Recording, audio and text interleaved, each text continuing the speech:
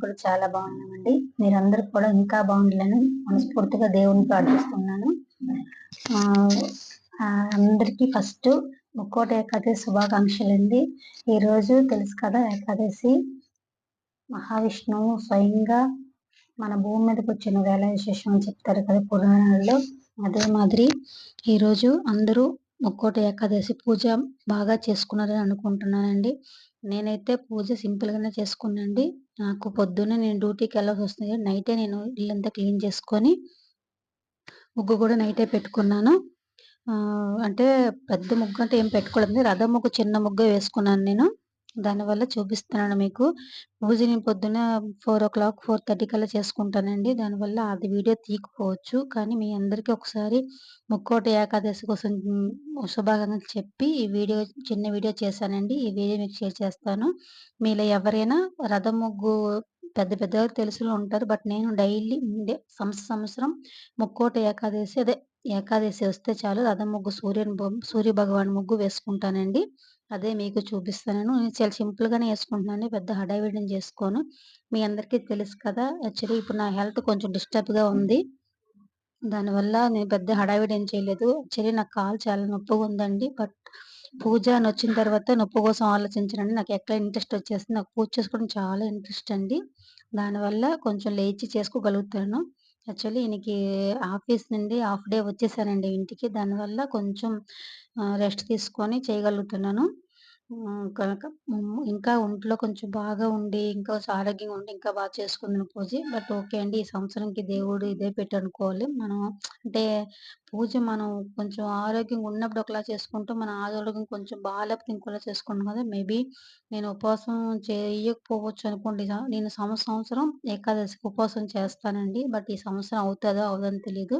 ఎందుకంటే నేను మెడిసిన్ వేరే యేసుకుంటున్నానండి. దానివల్ల నేను ఉపవాసం చేయొచ్చో లేదో నాకు తెలీదు. ఒకసారి నేను ఎవరికైనా అడిగి అదే డాక్టర్‌కి అడిగి చెప్పిన తర్వాత చేసుకోవాలది. ఆహ్, అదండి. మీరు కూడా పూజను బాగా చేసుకోండి. ఎందుకంటే ఏకాదశి రోజు బియ్యంతో చేసిన ఏ వంటకం తినకూడదని చెప్తారు కదా! మీ అందరికీ తెలిసే ఉంటది ఈ విషయం. నేను ఇంకోసారి గుర్తు చేస్తున్నానండి. బియ్యంతో చేసిన ఏ ఏ పదార్థం తినకూడదండి. మనం ఏదైనా అందరూ కటిక ఉపవాసం చేయాలని ఏం లేదండి. వాళ్ళ వసతి, వాళ్ళ ఆరోగ్యం, దాన్ని బట్టి చూసుకోవచ్చు ఉపవాసం. ఉపవాసం చేసే పూజ చేయాలని ఏ దేవుడు చెప్పడండి మనకు. అది మన ఇష్టం. మన ఆరోగ్య సహకరించాలి. మనకి మన హెల్త్ ఇష్యూస్ ఏం లేకుండా ఆరోగ్యంగా ఉన్నాము, అన్నిటికి మనం ఓర్చుకోగలుగుతే ఖండితంగా ఉపవాసం చేయండి. చాలా మంచిది. ఉపవాసం దేవుడికనే కాదండి, మన హెల్త్ వైస్ కూడా చాలా మంచిది.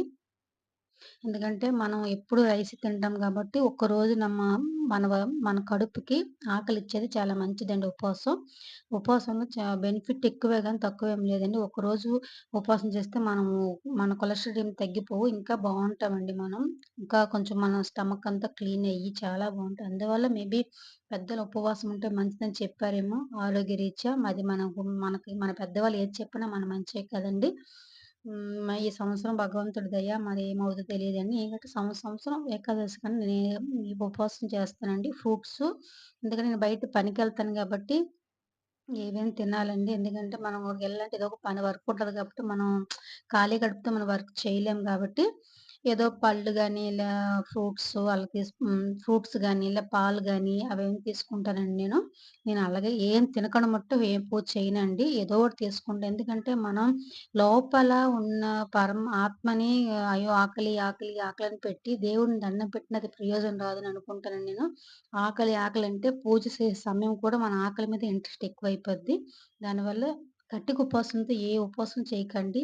మీ స్వామ్ మీ మీ హెల్త్ వైస్ మీకు ఎంత ఒంట్లో సహకరిస్తదో దాని ప్రకారం చేసుకోండి. నేను అంతేనండి. నేను ఉపవాసం చెయ్యాలి, చేస్తాను నేను చెప్పను. ఎవరికీ కూడా సజెషన్ చేయనండి. ఉపవాసం అనేది మా పర్సనల్. మీకిష్టం ఉంటే చేసుకోవచ్చు. మీకిష్టం లేకపోతే కావాలంటే వదిలేయొచ్చండి. మీరందరూ పూజ బాగా చేసుకొని మనస్ఫూర్తిగా కోరుకుంటున్నానండి. వీలైతే పూజ వీడియో షేర్ చేస్తానండి. ఎందుకంటే చెప్పాను కదండీ! కాలు కొంచెం సహకరించట్లేదు. దానివల్ల పూజ తక్కువ టైమే చేసుకోవాలనుకుంటున్నాను. ఈ రోజుకి ఇదేనండి వీడియో. ఈ వీడియో నచ్చినట్టుగుంటే దయచేసి లైక్ చేసి నన్ను సపోర్ట్ చేసి నా ఛానెల్ సబ్స్క్రైబ్ చేసుకోండి. అందరికి ఇంకోసారి ముక్కోటి ఏకాదశి శుభాకాంక్షలండి. బాయ్ అండి. ఉంటానండి.